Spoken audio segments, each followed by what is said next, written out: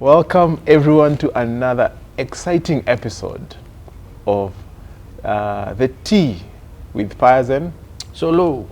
And today we want to respond to questions. You guys have been listening and we've gotten overwhelming comments and questions.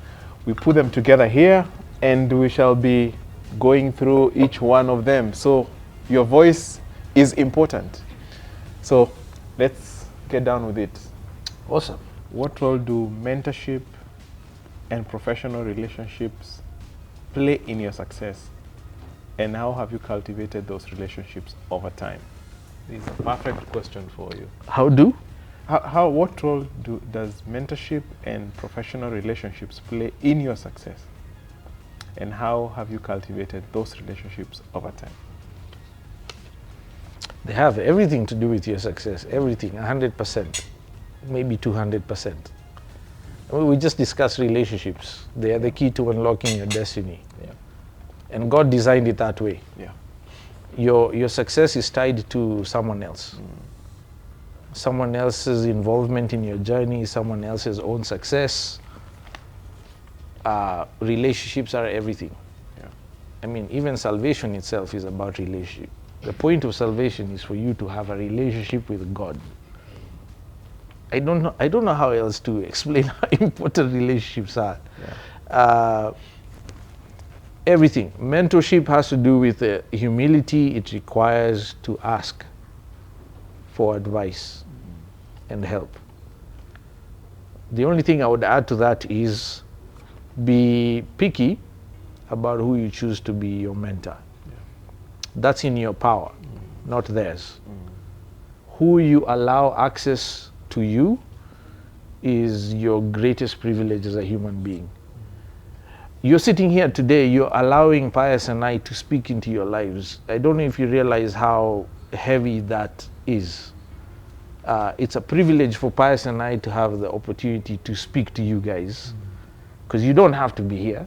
No one forced you guys to come. You came of your own volition because you're after something.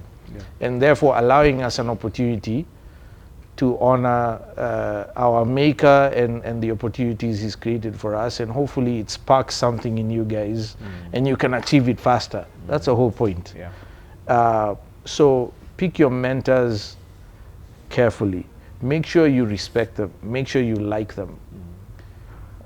Make sure you honor the fruit of their labor.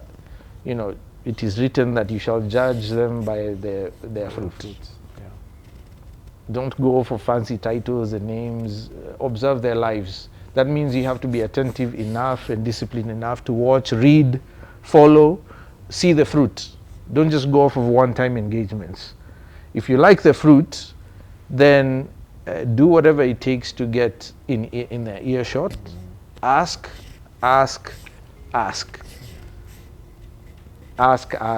and then ask some more. Keep your opinions to yourself, because you know what? If you knew enough, you would not need them as a mentor. I mean, it's that simple. One of my mentors actually told me this. He had a young guy he was mentoring years before I interacted with him, that he loved this young guy. He was hungry, he was sharp, he was like, you could see the potential this guy had. He was pregnant, heavy with potential. And he committed to do whatever he could to help this young man unlock his potential. Now, the guy I'm talking about is $1 millionaire. His annual bills, bills za stima, maji, wafanyikazi, mafuta, ya gari, ya ndege, ya meli, because he has yachts and private jets. He spends $4.5 million a year on bills. Bills. Just bills. That's a guy you want to learn something from, right? Took this young guy on a trip to Japan to meet some of the top Japanese corporate leaders. He was having dinner with them. I don't know what deal he was trying to cut with them, but he took this young guy with him as his briefcase carrier. Why did he do that? He wanted to expose him to conversations and networks. And he told this guy, anytime you're in the presence of greatness, greatness is anything that's beyond what you have achieved. Whether or not you respect it, it is a fact. There are people I don't like their guts, but I respect their game. Because they are producers. They produce, man. They produce results. They affect the lives of multiple human beings, hundreds, thousands, hundreds of thousands, entire nations. I mean, I think of people like Elon Musk as a random example. Many people don't like him. That guy affects the destinies of humanity. Whether or not you like the guy, fact. He has produced. So I like to learn from him. That's an extreme example. Find local ones. I'm sure there are plenty, right? But took this young guy. This young guy, for whatever reason, decided in this meeting, this dinner, he had something meaningful to contribute. Yeah. Never mind he's there on someone else's expense. Someone else is paying for his dinner. He rode on someone's private jet. And his only responsibility was to carry a briefcase and listen. He decided to join the conversation and tell them, me, I've done this, me, I think that. And you know, the Japanese guys, they're very, I love their culture. Yeah. They just let the guy ramble on for a good 45 minutes. My mentor was livid. His blood was boiling, but he had to control himself. The dinner was over. They bowed humbly, bounced. They went to their hotel room. In the morning, he sent the guy back to the US. And he has never seen him since. He cut him off. Sounds extreme, but for good reason. He violated the protocol that is necessary for mentorship. Keep your opinions to yourself. If you knew enough, you would not need their mentorship. Yeah. You're there because you need to learn. So there's a humility that's required. And that's very difficult to do if you don't like or respect the person or their game. So those are the criteria I would advise you to use to pick a mentor, because you have to subject yourself to their advice, to their counsel. Yeah. It's almost a discipleship.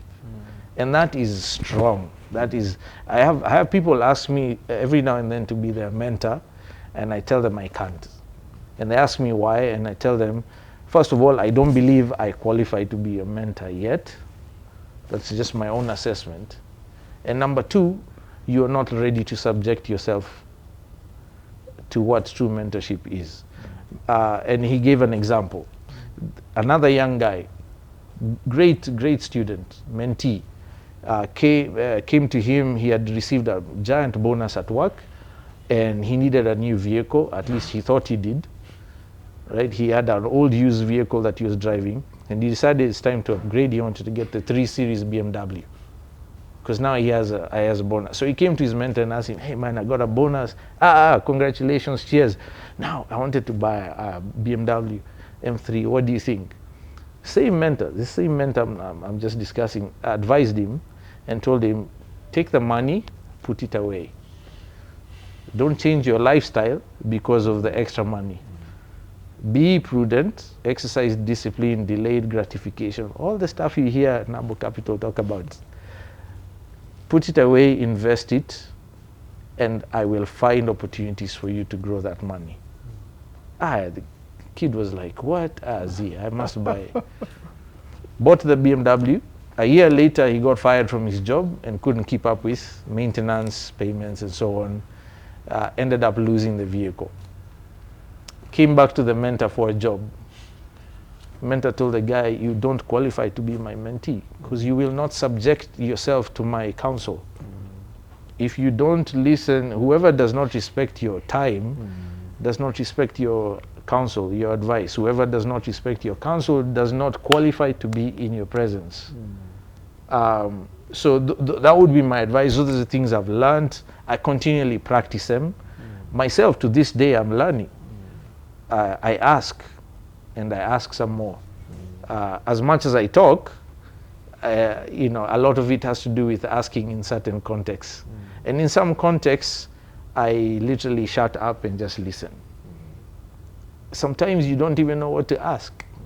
That's how deep it gets. Like, you can't ask an intelligent question because of who you're interacting with.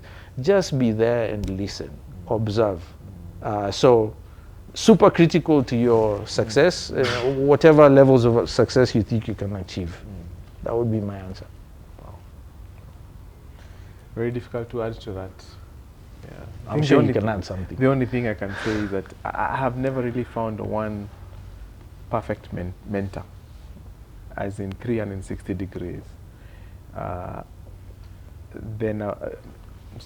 So I have, if it's spiritual, I have a spiritual mentor. If it is business, then I would find a business mentor.